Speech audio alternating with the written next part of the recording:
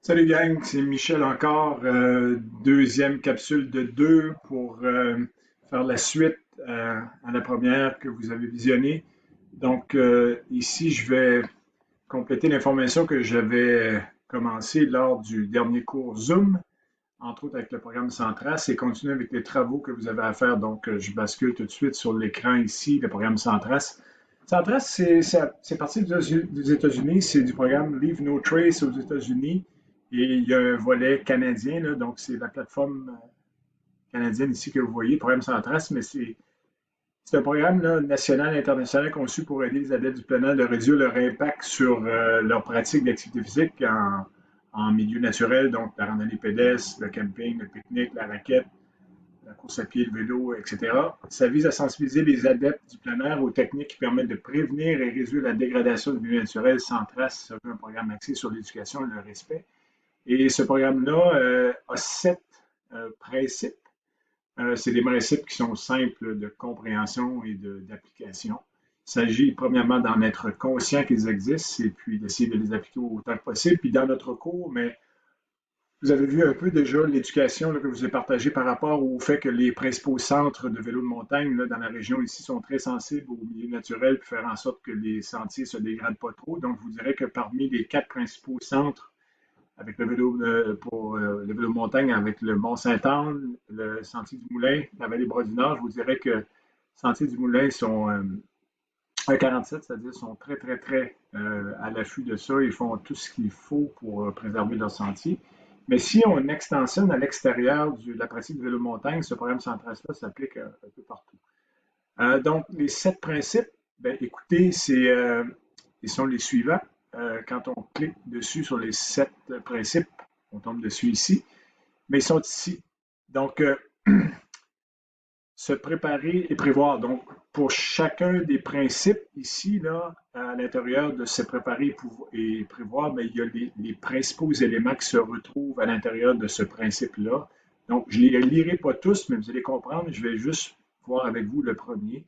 Se préparer et prévoir, bon, c'est connaître la réglementation et les particularités du lieu visé. Donc, je vous en ai déjà fait part de ça par rapport à les règles qu'ils ont là, lorsque j'ai fait la présentation de 47 la première fois. Préparez-vous aux intempéries, aux urgences.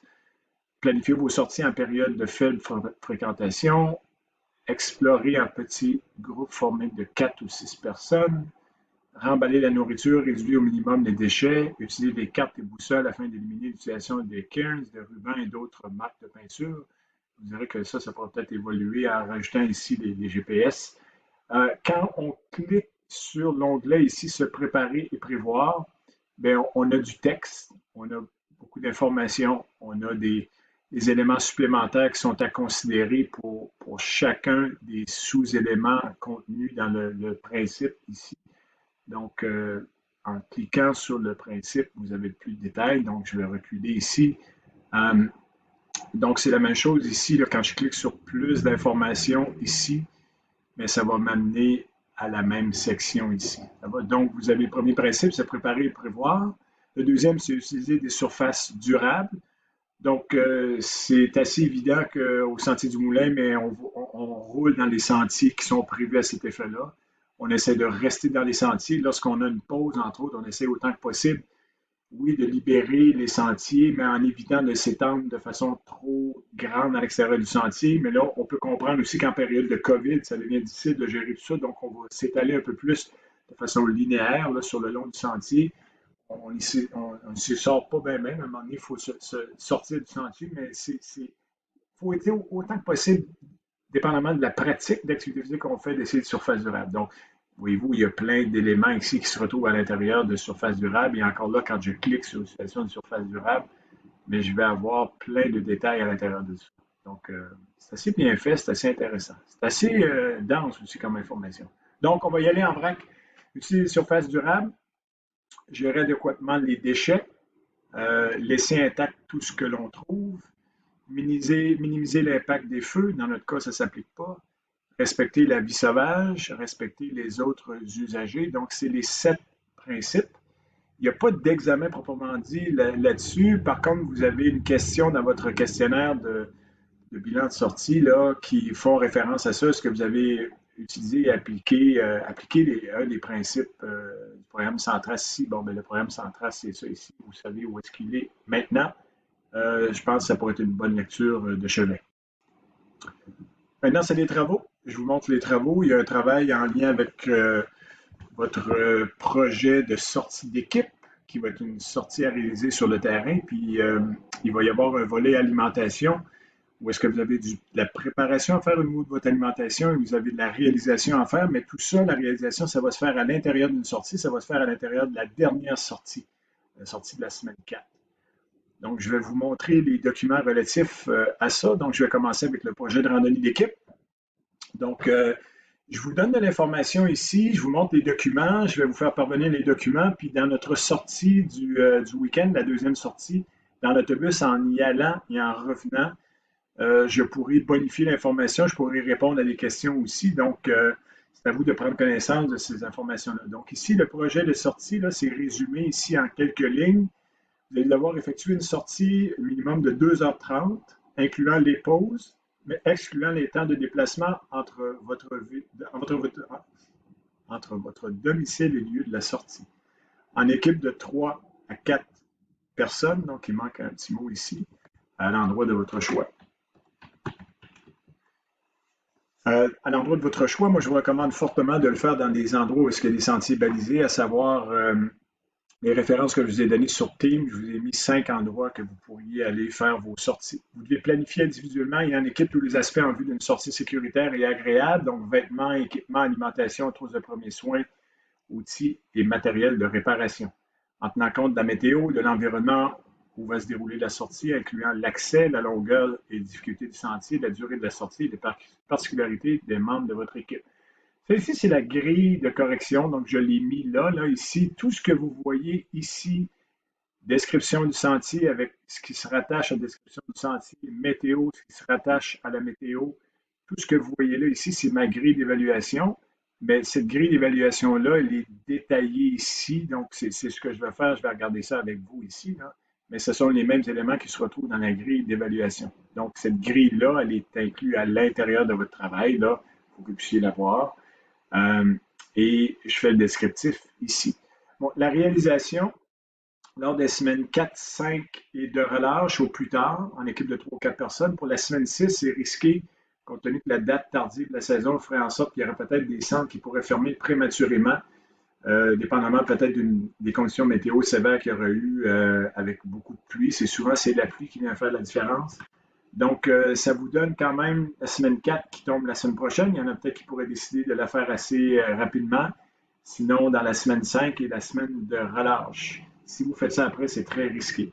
La date de remise et les pondérations, c'est la remise, c'est lors de la semaine 7. Donc, je vous donne là un temps jusqu'au vendredi, le 30 septembre.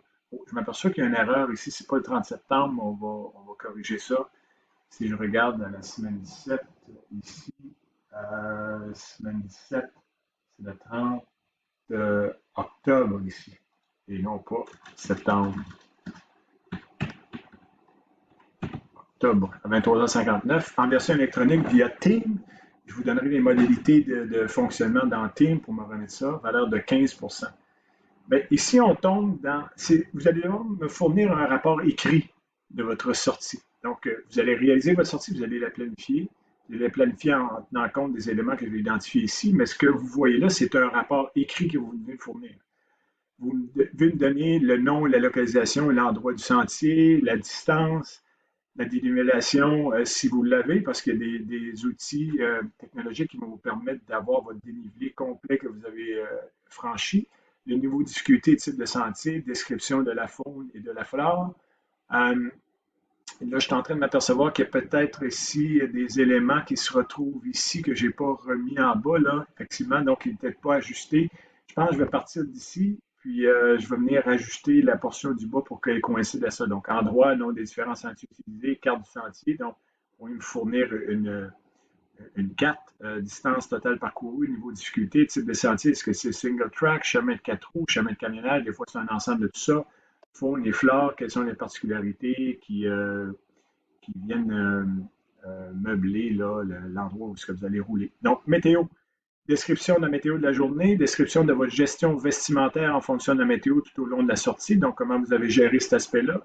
Précision des bons et moins bons coups et correction apportée en vue d'une sortie éventuelle. Donc, ici, vous êtes en mode là, euh, expérimentation, réalisation, et on ose espérer que tout ça va vous permettre d'acquérir de l'expérience supplémentaire en vue de prochaines sorties. Donc, quels sont les bons et les moins bons coups en lien avec la gestion, entre autres, de la gestion vestimentaire avec la météo.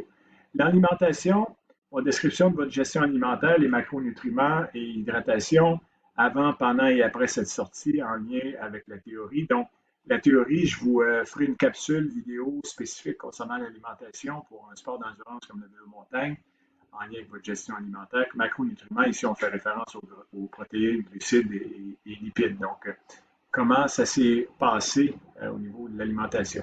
Précision sur les bons coups, erreurs commises et corrections apportées pour une prochaine sortie. La sécurité, hyper important en vélo montagne en temps de sortir. Là, ici, donc, description du plan d'urgence, du plan en cas d'urgence, communication, aide, évacuation. Il faudrait que vous sachiez exactement, lorsque vous allez faire du vélo montagne dans un endroit, quelles sont la procédure en cas d'évacuation. Vous avez vu à 47, je vous l'ai fourni. Mais il faut s'assurer qu'on ait des outils de communication qui nous permettent d'entrer en contact avec les gens qui s'occupent du centre. Description de votre trousse de premiers soins. Donc, je vais vous recommander d'avoir une trousse de premiers soins un peu plus complète que ce que vous avez eu la première fois. Donc, je vais vous la suggérer avec un document là, que je vous mettrai sur les hubs et que je vous montrerai tout à l'heure. Juste une question de ne pas l'oublier là, ici. Donc, question de ne pas l'oublier, je vous montre tout de suite la trousse de premiers soins. C'est ce que je vous recommanderais d'avoir lors de votre sortie d'équipe. Ici, on parle de band-aid ordinaire, c'est des plasters, des pansements rectangulaires absorbants, des gaz 3x3, on peut en emporter 4, des pansements nettoyants antiseptiques, donc des petits sachets de pansements antiseptiques pour quand il est temps de nettoyer des petites blessures, des petits os, un bandage triangulaire pour faire une immobilisation au niveau de l'épaule en cas de déplacement, de fracture au niveau de la clavicule, entre autres, sac de plastique genre Ziploc, la glace sèche, un petit sac de glace chimique qui va vous permettre de mettre du froid sur une blessure, un sifflet et une barre énergétique. Donc, je vais vous fournir cette trousse de premiers soins-là que vous allez pouvoir utiliser lors de votre sortie. Donc, si je reviens sur le travail randonnée d'équipe, description de votre gestion lors de la sortie sur le plan de sécurité, précision sur les situations, vos bons et moins bons coups s'il y a lieu en lien avec la sécurité. Outils matériels, description des outils du matériel de réparation transporté, expérience de réparation ou d'ajustement lors de la sortie, si applicable, si exemple vous avez des ajustements à faire ou des réparations. Au niveau des attitudes et comportements, quelles ont été les difficultés rencontrées, quels ont été les points positifs de la sortie et évaluation de chacun des membres de l'équipe par les coéquipiers avant et pendant la sortie. Voir tableau à remettre en annexe. Donc, c'est plutôt là pendant la sortie. Je ne sais pas pourquoi c'est marqué avant ici. Donc, je m'excuse. Je suis aussi de le faire tout de suite pour être certain de ne pas l'oublier. Je vais vous montrer tantôt. Conclusion générale, que retenez-vous de cette expérience? Les pour et les contre. Faites part de vos commentaires individuels. Présentation de travail, vous devez porter une attention à la présentation, clarté des informations. Vous pouvez nous présenter le travail de façon originale, vidéo, travail avec photo. Donc, il y en a des fois qui vont le faire sur support numérique comme les vidéos, mais vous n'êtes pas obligé, mais minimalement, c'est de le remettre en version électronique sur un document, exemple Word. Donc, ici, je reviens sur cet élément-là. Ici, là, on a parlé de la réalisation, de la date de remise ici. Donc, description du sentier, météo, alimentation, sécurité, outils matériels, attitude des comportements, conclusion, photo. Une photo couleur de votre équipe au début de la sortie, une photo couleur de votre équipe lors d'une pause collation, une photo couleur avec point de vue durant la sortie. Et je termine avec une photo couleur lors d'une réparation mécanique si applicable. Donc, ça vaut pour cette portion-là ici. La grille d'évaluation des attitudes ici, ben, ce lexique-là, la signification, vous l'avez déjà lorsque vous remplissez le bilan de chacune de vos sorties. Et cette feuille-là, mais je devrais avoir une feuille là, par personne ici pour laquelle la personne qui est évaluée, là, elle va être évaluée selon les éléments qui sont identifiés ici. Donc, vous allez marquer votre nom ici. Vous allez vous auto-évaluer ici avec une cote de A à E. Vous allez marquer le nom de vos coéquipiers ici et vous allez évaluer vos coéquipiers. Vous allez donner une note à vos coéquipiers ici. Ce qui fait que je devrais retrouver 4 feuilles comme ça ici. 3 ou 4 feuilles, donc c'est une feuille par individu. Donc, votre feuille à vous, vous marquez votre nom ici, vous marquez le nom des équipiers. Donc, j'aimerais que vous évaluez vos collègues avec cette grille-là au niveau des évaluations. Et commentaires ici, vos commentaires personnels. Donc, si c'est votre nom qui est ici, vous venez me donner vos commentaires personnels ici.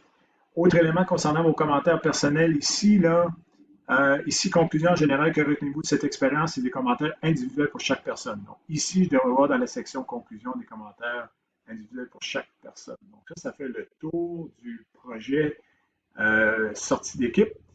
Écoutez, si on se recule de la forêt ici, juste pour être conscient de ce qu'on a à faire, c'est que vous avez à vous mettre en situation où vous planifiez une sortie, vous réalisez une sortie de façon le mieux organisée possible et la plus sécuritaire possible, selon ce que vous aurez appris et mis en application dans le cours. Vous avez vu un peu comment on fonctionne, mais c'est d'essayer d'être capable de reproduire ça à l'endroit de votre choix pour être capable d'être, que ce soit agréable et sécuritaire. Autre détail, c'est que je suis bien conscient que ça va vous demander de l'organisation logistique, de transport, de location de vélo, d'achat de billets. Je suis conscient qu'il y a une dépense financière reliée à ça. Avec E47, je n'ai pas pris les ententes avec eux, mais je vais essayer de le faire là, rapidement pour voir si vous retournez là, si vous allez être en mesure d'avoir les mêmes tarifications qu'on a eues pour le cours. Pour ce qui est des autres endroits, ça va probablement être difficile d'avoir des prix qui ressemblent à ça. Donc, j'ose espérer que ce ne sera pas un frein pour vous de réaliser votre activité. Donc, ceci étant dit, ben, j'aurais complété la portion pour le travail sur la randonnée d'équipe. Maintenant, pour ce qui est de votre travail sur l'alimentation, donc je vous montre ça. Je vais basculer ici. Je vous montre le travail en lien avec l'alimentation. C'est ça ici. Donc, projet alimentation vélo montagne, c'est du travail de préparation que vous allez faire en vue de la 4e sortie, là, le dimanche 11 octobre, la semaine numéro 5. Donc, en préparation, vous aurez planifié en équipe le souper de la veille, parce qu'on sait que lorsqu'on va faire une sortie comme ça, on a besoin de prendre un bon repas la veille. Donc, quelles sont les modalités d'un bon souper la veille? Donc, vous allez avoir à réaliser ça ici. Vous allez à réaliser 2 collations que vous allez utiliser durant la sortie, ainsi qu'une boisson d'hydratation. Ce sera à vous de déterminer qui fera quoi, entre autres pour le souper, qui déterminera peut-être la recette que vous aurez à faire et à réaliser. Vous pourriez l'appliquer pour chacun et chacune de vous. Parce que normalement, si on était en période normale, je vous dirais, vous allez vous réunir et vous allez préparer une recette et vous allez la partager entre vous pour la consommer. Par contre, là, on est en période COVID, je ne veux pas forcer les rassemblements, donc ça va vous demander d'être chacun de votre côté. Minimalement, je demanderai à ce qu'une personne voit à préparer la recette en termes ben, vous allez les choisir en groupe, mais qu'au moins une personne réalise la recette. Je n'obligerai pas que les 3 personnes fassent la recette, quoi que vous pourriez le faire, mais ce sera à vous de déterminer, entre autres, qui va peut-être voir à s'occuper de réaliser le souper. Et puis, il y aura les collations qui seront partagées, puis il y aura la boisson d'hydratation. On comprend que la boisson d'hydratation, c'est pas très compliqué, mais il y aura aussi la réalisation du travail. Donc, ce sera à vous de voir qui fera quoi, mais minimalement pour le souper, je demanderai à ce qu'au moins une personne réalise le souper. La planification, le choix du menu, tout ça, ça pourrait être réalisé en équipe. Mais quand va venir le temps d'aller acheter ou de fournir les ingrédients, de réaliser le souper, ce sera minimalement une personne qui le fera. Les collations, mais ce sera à vous de vous départager qui fera une ou les 2 collations et qui fera la boisson d'hydratation. Selon les critères que je vais vous donner ici, tout devrait être fait maison, aucun repas, collation, breuvage préfabriqué en magasin. Donc, cette expérience permettra de mettre éventuellement à profit des compétences acquises dans d'autres sorties de durée variable. La remise, c'est la semaine 7, la même date de remise que l'autre travail, donc ici au plus tard le vendredi 30 octobre, bien évidemment. Octobre. à 23,59 en version électronique via T, une valeur de 15 %. Ça, c'est la grille d'évaluation ici. Puis après la grille d'évaluation, mais il y a le descriptif du travail ici. Voyez-vous, la grille d'évaluation alimentation, décrivez comment gérer votre alimentation au niveau des macronutriments. Je vais juste fermer quelque chose ici parce que j'ai des alertes qui sonnent, donc je m'excuse. Alimentation, décrivez comment gérer votre alimentation au niveau des macronutriments, hydratation lors des pratiques d'activité physique de longue durée. Soyez précis sur quoi manger et boire avant, pendant et après l'activité physique. Donc ici, bien évidemment, c'est une portion un peu plus théorique que vous allez rentrer dans votre travail. Je vous ferai une capsule sur ça, donc avec un document de référence que vous allez pouvoir avoir, donc vous allez pouvoir tirer votre information à partir de ça. Décrivez les particularités d'une alimentation lors d'activités de plein air. Expliquez votre respect ou non-respect des recommandations, donc ce que vous allez mettre en application. Le plan de travail ici, bien, le plan de travail, c'est ce que je vais vous expliquer là, après avoir passé à travers la grille d'évaluation ici. Donc, je vous le montrerai tout à l'heure. Explication comment vous avez réparti les tâches pour la planification des repas, des collations et des boissons d'hydratation. Donc, comment vous allez terminer ça. Conclusion générale, ce que vous retenez de cette expérience, les pour et les contre. Faites part de vos commentaires individuels. Et la présentation de travail, assurez-vous que ce soit la présentation soit suffisamment claire. Clarté au niveau des informations. Vous pouvez présenter le travail de façon écrite sur document Word avec photo. Ici, c'est tout le document qui fait référence à ce que vous allez avoir à remettre. C'est un document qu'on utilisait là, pour nos cours de randonnée pédestre, nos cours de randonnée raquette, donc je l'ai adapté ici. Mais je vais essayer de voir si je peux avoir un autre support, une autre façon pour vous de me donner les réponses avec des boîtes là, très, très précises où vous allez mettre les choses ici. Ça, c'est un document Word de base que mon collègue utilisait. Je vais essayer de le mettre d'une autre façon, mais le contenu va être le même. C'est juste le contenant qui va être différent. Donc, inscrivez le nom de la recette ici. Donc, ici, c'est pour le souper de la veille. Inscrivez le nom de la recette. Objectif de la recette. Donc, exemple, en lien avec la santé, les besoins énergétiques, le contexte de plein air. Bon, ici, ça ne s'applique pas parce que vous n'aurez pas à venir faire votre repas à l'extérieur comme on fait des fois en randonnée pédestre ou en randonnée raquette. Conscience environnementale, encourager les producteurs locaux, apprentissage de nouvelles habiletés. Donc, quel est l'objectif de cette recette-là ici? Combien d'étoiles lui donnez-vous? Donc, vous allez vous-même coter votre repas, 1, 2, 3, 4, 5 étoiles. Nombre de portions est pris par recette pour la portion, donc dépendamment de la grosseur de la recette que vous ferez, à quel prix de revient que ça correspond. Liste des ingrédients. Donc, pour chaque ingrédient, vous devez indiquer si vous l'aviez déjà à la maison ou si vous devriez acheter en épicerie. Vous devez passer à l'épicerie pour votre travail obligatoire. Donc, vous devez cuisiner avec des aliments de base et non pas acheter des choses qui sont préfabriquées. Donc, si, exemple, vous faites une lasagne, il ne faudra pas arriver avec une lasagne déjà qui est prête, c'est vous qui allez cuisiner votre lasagne. Vous pouvez acheter des lignes au besoin. Donc, le temps de préparation, le temps de cuisson, décrivez les étapes à suivre pour réaliser votre recette. Donc, les différentes étapes. Bon, c'est les étapes. Quand vous lisez une recette, bon, ça vous donne les étapes. C'est ça que vous venez indiquer ici. Quels sont les avantages santé? Énumérez ce que les ingrédients utilisés apportent comme bienfait sur la santé. Ici, vous allez venir mettre vos commentaires de votre équipe.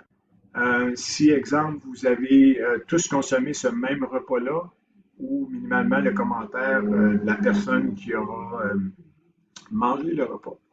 Moi, je vous dirais, je m'excuse.